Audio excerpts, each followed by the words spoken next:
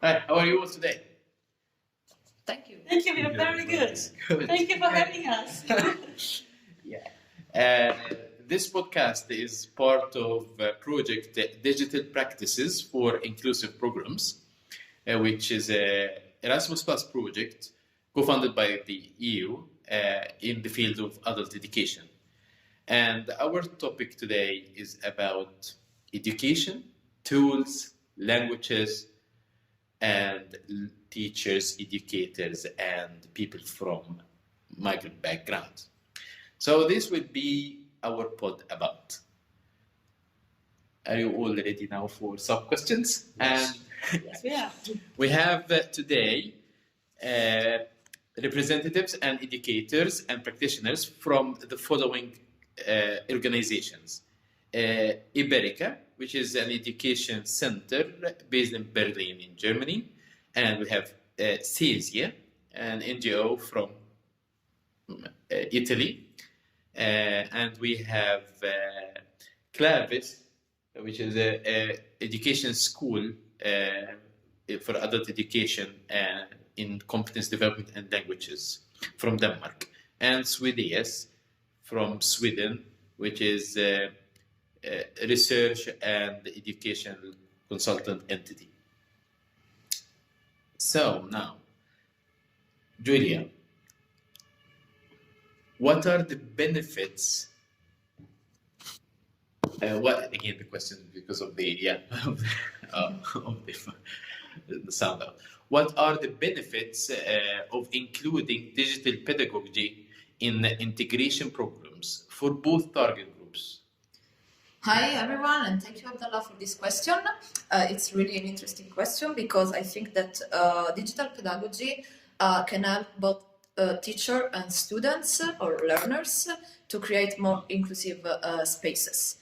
This because sometimes connected persons or learners in general can have different or several issues that prevent them to participate in integration programs or also in presence in language teaching classes.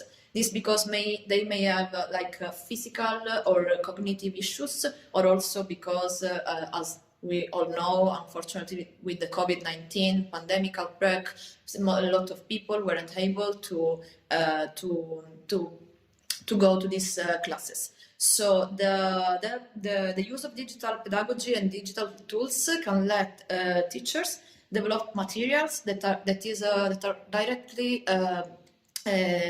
tailored to the needs and specific situation of the learners. So in this way, these can create like a personalized integration path, and that this can help both teachers in facilitating their work and users in facilitating their learning.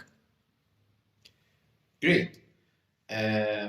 This can lead us to another question to Jeppe from Denmark to tell us what are the challenges when creating these kind of activities for the project's target audience and users?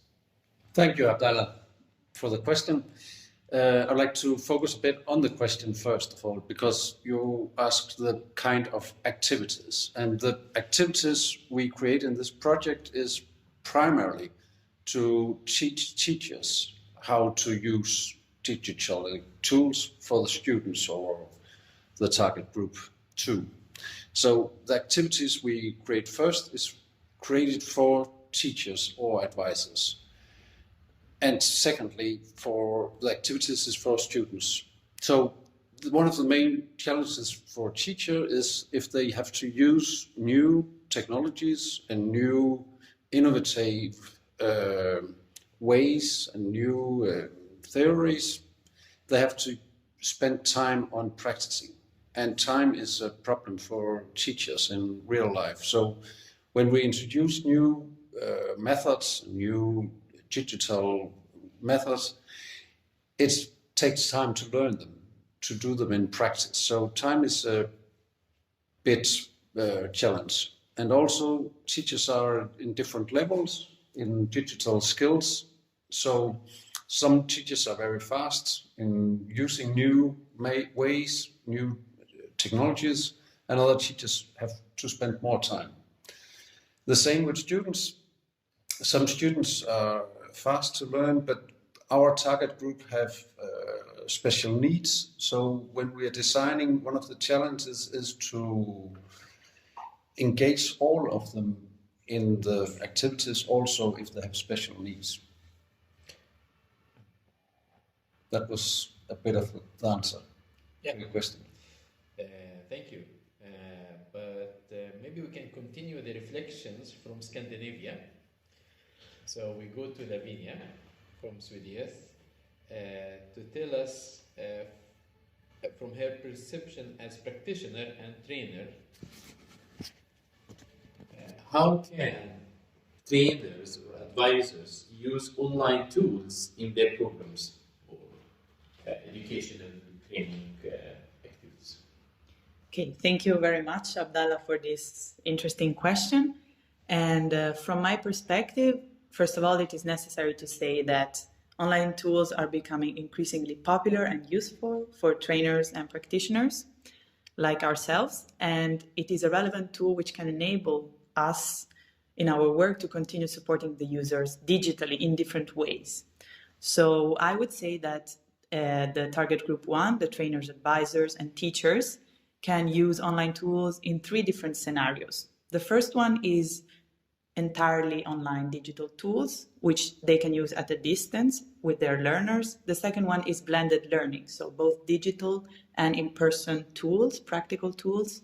And the third one is using online tools but in physical settings. So all of these 3 scenarios have both their challenges and advantages, but nevertheless they are useful in different scenarios for the teachers and advisors in their work. So this is my experience. And now, to have a little bit some reflections from you, Carolina, representing Iberica, the project's leader. You have, heard 3 of the partners giving some reflections now. And for sure, you as the project leader, representing the project coordinator, can tell us a little bit more about how you envision some aspects. And mainly the question here is, in which way do you think a digital resource can improve your professional skills as a teacher or a trainer or advisor? Thank you, Abdallah. Thank you for having me. Last but not least, the teacher's voice.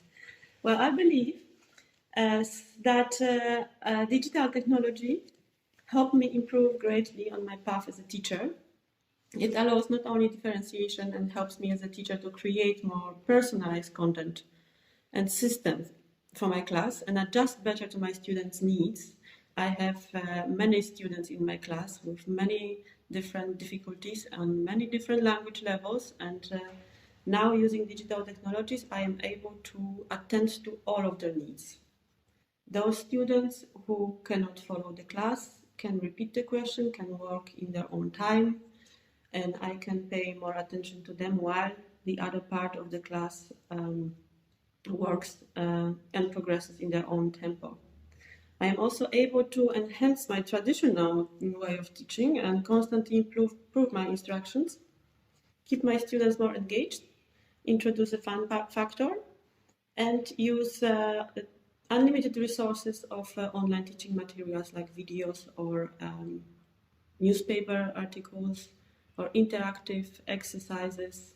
Plus, there's also one thing that I'd like to mention. We are not only language teachers, we are also educators, and we prepare students for their life in a foreign country.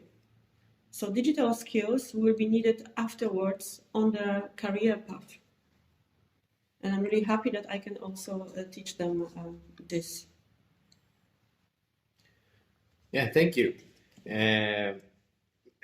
Just to give the listeners a little bit what we are doing here. We are here now in training in Berlin to learn more about how we can adopt educational material in different online platforms. So after this intensive training about Moodle and some of the open source platforms and how we can put our material there, maybe we can just have a quick reflection about the past 2.5 days of our training quickly, and you can just tell us in few words or sentences how do you feel about it, and how this will be useful for the next step when we are implementing our courses during the testing phases.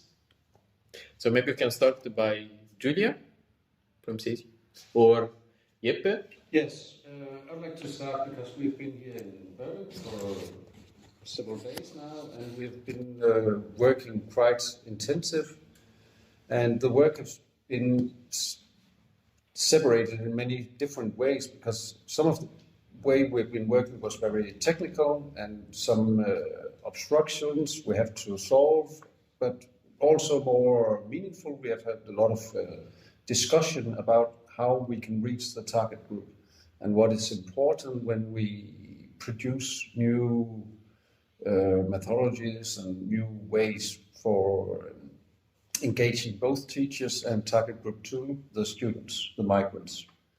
So both technical, we have been talking about it, we have been trying to reach consensus, so we work at the same way, all of us, and more interesting how all the discussions, it's been very meaningful.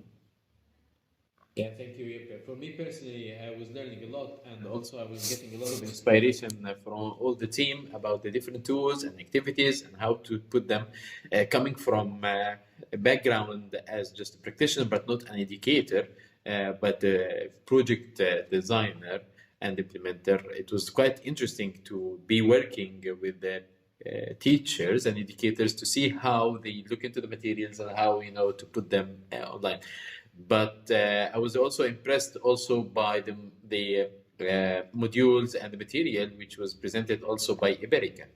So maybe Carolina can tell us a little bit, some of her reflections or the takeaways from the training and our practice with Moodle and H5P and other plugin tools. We find Moodle, we're working with Moodle for many years at our school, and even before the pandemics, we were trying to introduce the digital pedagogy into our courses, working with students in a blended learning environment. And we are really happy that we can also teach other organizations how to do it and collaborate with different schools who have experience in blended learning as well and working with migrants. Moodle, it's a very useful tool for a language course, but not only. We are using it for a language course. It's very interactive. It's very engaging for the students. For example, the quiz plugin that we are using. In the moment, at the end of every course, when there is a time for the students to prepare for the exam, the final exam, we will be able to give them many tests, because we all know one side of language learning is the language itself, and the other side is the test methodology, how to use a test, how to work with a time pressure. And by giving them an online test that they can repeat as many times as they want and trace their programs, trace their progress, and reflect on their mistakes, we give them a better chance to pass the final test. Yeah, here comes another question, maybe. The target group, because from your presentation, you have different target groups, starting from levels which are just very, very beginners, or from zero level knowledge about the language of the host country. Up to C1. Fluent. So what in this whole process till the examination, what do you think? What is your advice or a tip to others to consider, especially with the teachers or educators working with the very beginners at the very beginning level of the language process? Keep it simple. First of all, keep it simple. Do not overload your students with too many technicalities. Introduce the digital pedagogy step by step. And preferably start with using mobile phones and interactive apps and games. Oh, Because a student, an adult person who is learning a new language, you will have the same approach as for 6 years old who's learning how to read and write.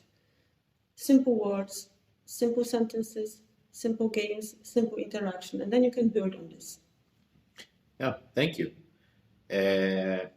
Just one word or sentence about impressions, or how do you feel now after the training, Lavinia or Julia? Just personal impression. Tell us. Oh, was it good, great, puzzling? Oh, I still need to say. I'll just give you now. Who would like to have? Julia? Yes, thank you, Abdallah. I think that these days in which we had this joint training were really useful, not only because we learned a lot about how to use digital tools, how to use Moodle and H5P that are really useful digital tools for our purposes, but in general for teachers.